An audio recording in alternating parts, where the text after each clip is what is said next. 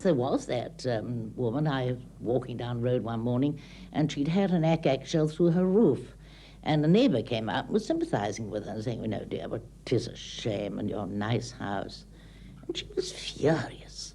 She said, "Who are you sympathising with? That was one of our shells, that was." I can remember one particular shelter where we had a great deal of trouble, night after night. It was a sort of shelter where, if one child hit another child, out came a knife, you know, the sort of thing. And eventually, we solved it by finding someone who was head of a gang in that area. We knew that everyone was frightened of this gang, so we got the wife, who was a very big, sturdy woman, and she was made shelter warden, and we had no more trouble at all. And on the platform, when you couldn't get inside the shelter, like the underground, you lay on the platform. I bet you didn't have no room to move at all. You couldn't walk round each other, you know. It was ever so crowded. London people aren't awfully fond of ventilation, or they weren't in those days.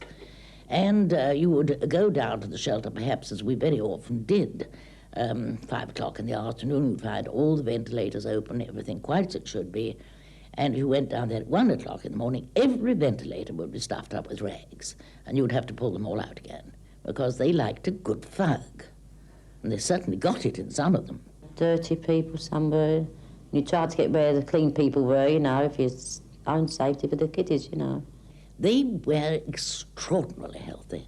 And that's just one of those acts of God, I am absolutely convinced.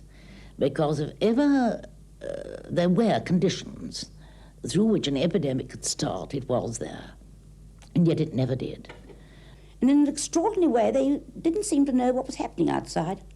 On the most terrible night, when perhaps we'd had our canteen fall into a crater about 3 times that hadn't been there yesterday, and we'd had to lie on our faces so many times to try and get the food in at all.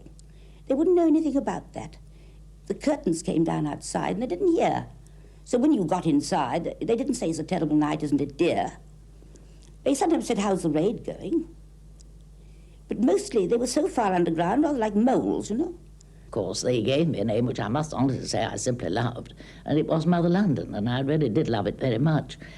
And they called me alternately Lady Phoebe, which was a kind of nightcap thing that you put over your hair at night, or even simply, which seemed a little bit irreverent, Our Lady.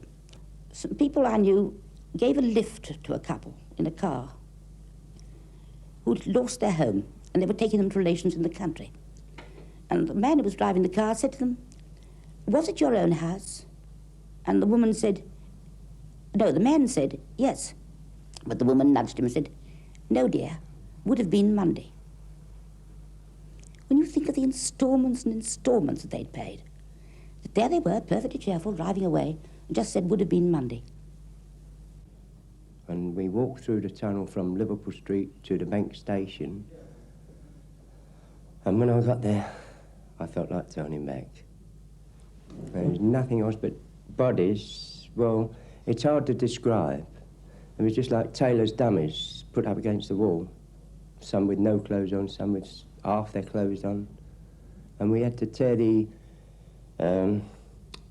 toilets, they were like plywood sheets with these sanitary pails inside. We had to tear them down to use them as stretchers. The poorer the home, you'd think, and the more, remember the 1930s, before the war, had been heartbreaking for Deptford. I mean, long lines of unemployed. They'd got so little, you'd have thought. Yet when the time came, they had the courage of lions. It was like one big family during the Blitz. If you got bombed out, the person next door took you in, and that's how it went. I rode home during the Blitz, and he was really going to town, old Jerry again. And when I opened the door and went in the passageway, I smelt the supper cooking. So I said to my missus, "God blimey, girl, why aren't you down the shelter?" So she said, "Well, you have to work in it, you want feeding it." Now that's how the women were. Not all of them, mind you.